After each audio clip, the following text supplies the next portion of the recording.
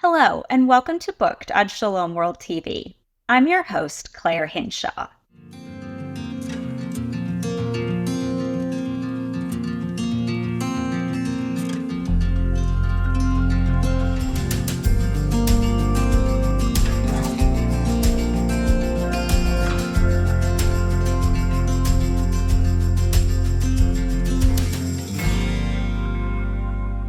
Today we are speaking with Kim Cameron-Smith, author of Rooting Your Teens in the Faith.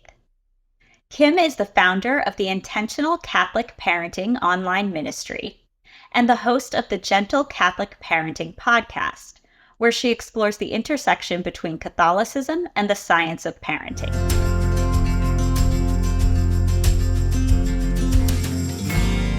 Kim is a trusts and estates attorney who received a BA in English from Wellesley College, a Master of Philosophy in Medieval Literature from Oxford University, a Master of Theological Studies from Harvard University, and a JD from UC Berkeley. She lives in Northern California with her husband Philip and their 4 children. You can find her at kimcameronsmith.com. Kim, welcome to Booked. Oh, thank you, Claire. I'm delighted to be here.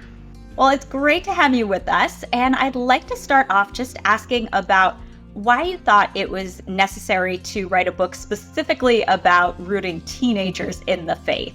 And how is it different kind of dealing with teenagers as opposed to younger children when trying to pass on the faith? I was not intending to write a book for the parents of teens. I wrote a book, a general parenting book for Catholic parents, and I was in the middle of writing a rosary devotional, and several things happened where it became clear that a follow-up book was needed that helped parents of teenagers in particular, because they often feel overwhelmed, and there are a lot of resources for parents with young kids, but some of the advice in those resources don't really apply when kids get older. Really, a teen's faith needs change, just like we'll say their nutritional needs. They're growing, they get to a new phase, just as human beings have stages of physical development, emotional development, social development. There are stages of faith development. And so the needs of teenagers are very different. And so I set the rosary guide aside for a while. Maybe I'll go back to that eventually. But really, the book for teen parents, it was easy to write because it was just meant to be. I loved writing it, and I really enjoyed talking to the parents of teens and hearing about their particular struggles with transmitting the faith to their teenagers. Sure. Well, you touched on this a little bit with how overwhelmed these parents can get, but you shared something in the book that a teenager, or rather parents of teenagers, struggle more than parents of children at any other age to pass on the faith and to guide their teenagers in general. Why is that? Parents are the most powerful factor in effective faith transmission to their children. There's no question. Like when I looked at the research, it is not even close. Parents, far and away, have the most powerful influence on whether their kids will continue practicing the faith in adulthood. That intimidates parents because for at least a few generations, we have assumed that if we drop our children off at CCD, they will get everything they need. And for a few generations, that worked perhaps because we had a very strong Catholic culture, the larger societal culture, and reinforced any faith practices we did at home. But anyway, I think that's why, because parents feel ill-prepared. They're overwhelmed by this suggestion that they should be doing something to shape their teens' faith. And then the second thing is that you cannot lead a child anywhere if he or she is not following you. You cannot lead a child who is not following you. And very often it is more common nowadays for teens not to be following the parent. They're out of sync with the parent, and they're following their peers' influence or some social media influencer. So you see that it was a natural cascading care that the parent would give to their children and growing teens, and we've kind of lost our way. Like parents and teens are more often out of step now. So it's harder for parents to lead their teens. And anyway, social development through faith development, certainly, because the teens aren't paying attention to things. They lack confidence that they have what it takes. They feel like they are missing some kind of information. They don't feel prepared. But you don't need to know everything to transmit the faith to your teen. You don't need a degree in theology to evangelize your teenager. You just have to have their heart. And whatever questions they have, you can explore those questions together. And so anyway, the teen needs to be looking to you for answers so they can have their faith questions answered. Well, that makes so much sense. Thank you for sharing that. Now, something that jumped out to me in the book was that you share early on a little bit about your own faith journey, having fallen away, but then coming back. And you describe your loss of faith as an unnecessary loss, as something that could have been avoided. I was wondering if you could just explain a little bit what you mean by that and why it's so important to help young people avoid that loss. Right. Well, I think that, because there were a few people that said, oh, well, that was just the path you needed to be on, as if, I don't know, I was in some heightened state of journeying because I walked away from the church. And that is not true. So it is certainly true that as we mature, we leave behind particular things that there are necessary losses as we mature. We leave behind perhaps the vision of ourselves as a child as we move forward, so we even leave behind relationships that don't work anymore because, we grow in a different direction, what have you. But there is no doubt in my mind that when I left the church, I left behind the greatest treasure that I ever had, and I left behind the place that had the answers to the questions that I had, is that every teenager has. And that's why to me, it's important that every teenager grows up with their faith intact, because just think of the questions teenagers are asking themselves. Who am I? Why am I here? What should I do in this situation? And they have all these warring feelings and ideas swirling around, and the church provides a stability, a foundation, and a source of answers through that struggle. And me in particular, I needed the arms of the church to hold me. And when I eventually returned to the church, I experienced a great amount of healing and solace, and it provided direction for me as a young woman as I moved into motherhood. And I was a revert only a few years before I became a mom. Now, early on in the book, you share a little bit about your own faith journey and how you fell away from the church but then reverted. And you describe it as you're leaving the faith as an unnecessary loss that could have been avoided. So I was wondering if you could talk a little bit about what you mean by that and why it's so important for us to help our teenagers avoid that loss. That part of the book came about because I had more than one person say to me, well, that was part of your faith journey. That was the journey you needed to take. And I do agree that there are necessary losses as we grow up. We have to leave behind the comforts of home. We have to leave behind our vision of ourselves as a child, or even leave behind particular relationships.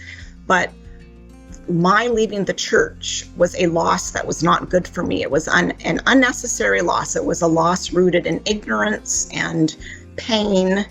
And the reason I think that's important for all teenagers is the church is a source of beauty and incredible truth.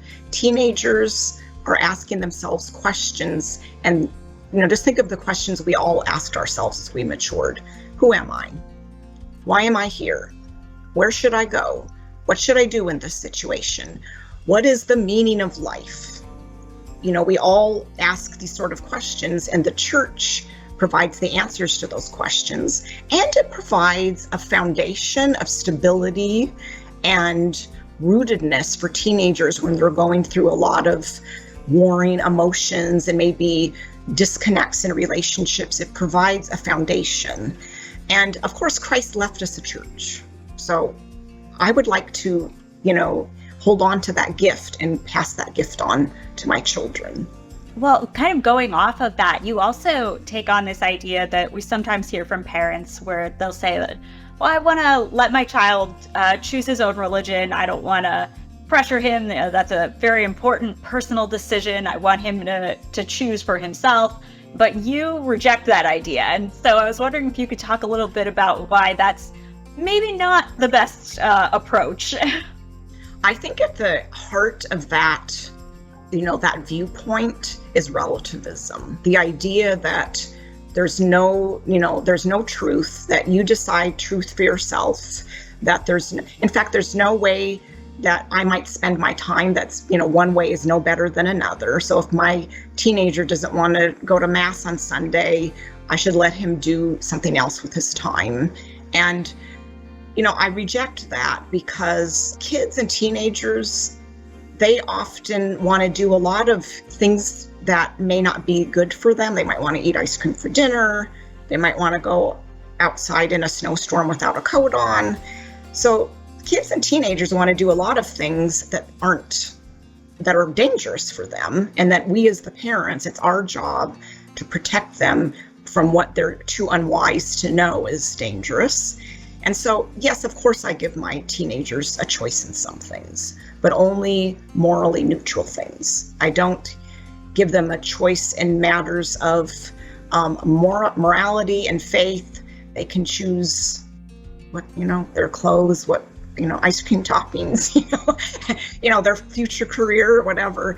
But yeah, so I think that, again, at the root of that viewpoint is relativism, just a feeling that no viewpoint is any better than another, and also a leaving the teenager to themselves at a time when more than ever they need guidance to understand some of the ideas they may be exposed to, that it's our job as parents to navigate through those thorns with them.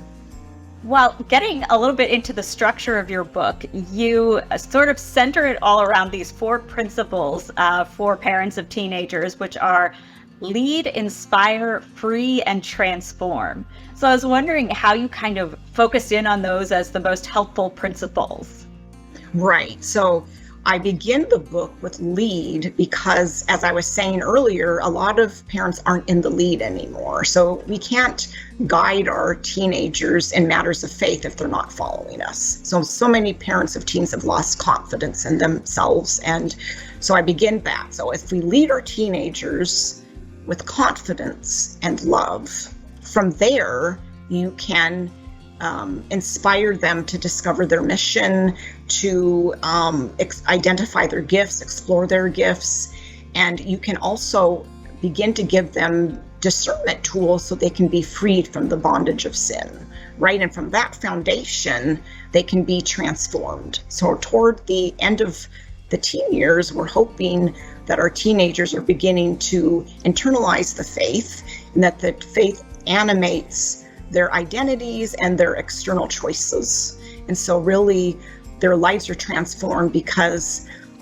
they're drawn towards something bigger than themselves, and they have a clearer idea about who they really are as children of God. Oh, that's beautiful. I love how that just flows so naturally, each to the next. Now, as we're coming to the end here, I did just want to ask you about 2 analogies that you use in the book, specifically referring to parents. You refer to them as gardeners and shepherds. And so I was wondering if you could just talk a little about why you thought those analogies were apt and how it can help parents to see themselves those ways. Right. Yeah. So I think that parents are gardeners, and that, God uses us to plant the seeds of faith. And our homes are really greenhouses that provide the protective conditions for those seeds to take root and germinate and become strong. So, some of the, early theologians would describe the home as the first seminaries, and they're greenhouses of tender shoots of faith growing. And that's where I see parents as gardeners. But we are also shepherds, particularly with our teenagers, because they don't stay stationary. They're on a journey of self-understanding, of deepening their faith. And we're shepherds because we're walking alongside them, but we're anticipating what's too much for them. We're using our shepherd crook to protect them, but giving them opportunities to explore on their own when it's safe. So I encourage parents to be wise gardeners and confident shepherds.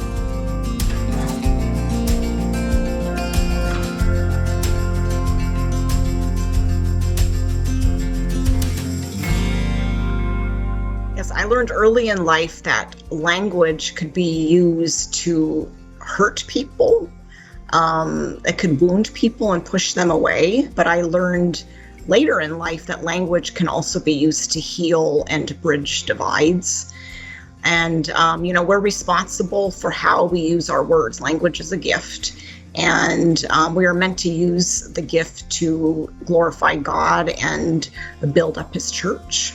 So that is the my early memory of language was kind of negative, but God is good and changed, I was able to see the power of language to do good.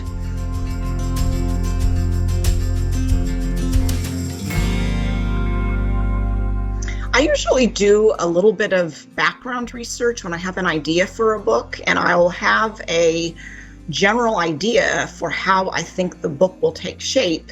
But as I'm writing, new questions arise, and I will research those questions. And so my research actually unfolds often during the writing of the book.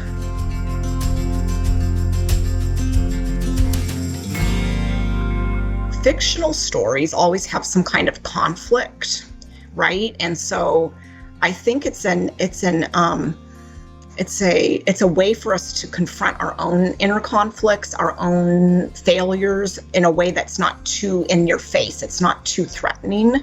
And so human beings have always used stories as a way to navigate the human experience and a way for us to understand ourselves and our relationships, the nature of beauty, what is a good friend. And so I think that is why reading a story is so special, because we encounter ourselves in the stories.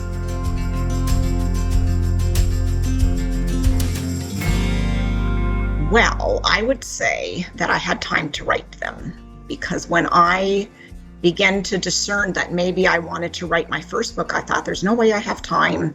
I work part-time. I'm a homeschooling mom. I volunteer in my parish. I wear many, many hats.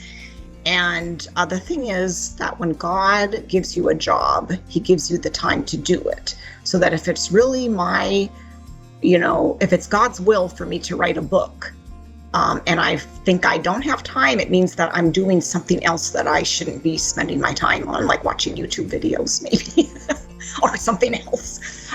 So I think that was the thing I learned, that don't underestimate God. I thought there is no way I'm going to be able to make my writing deadlines, and I was early with both of my books for our Sunday Visitor. I turned them in early.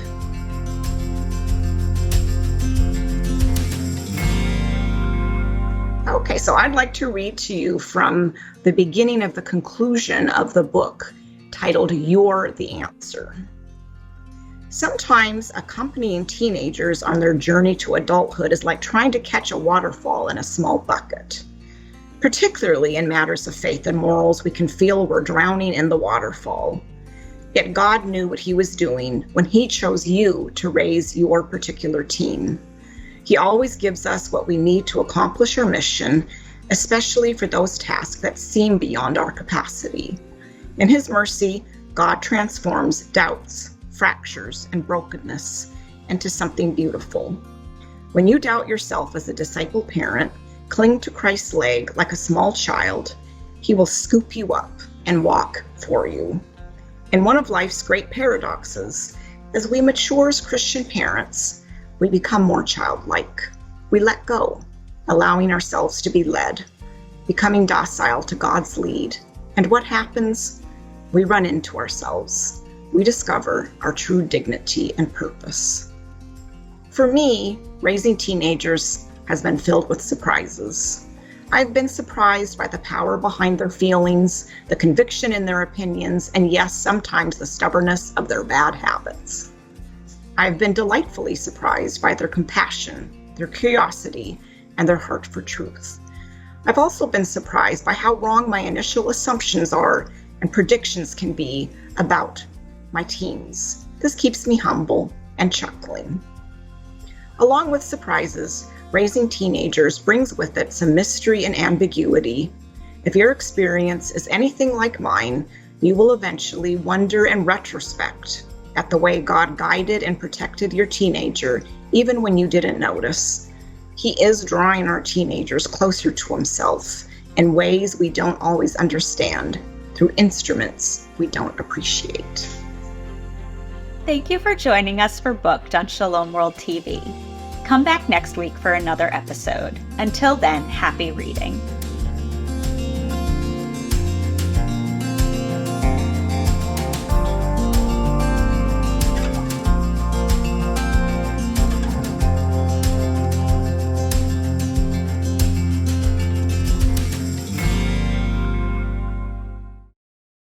"10 years of sharing the peace of Christ." Shalom World, God's own channel.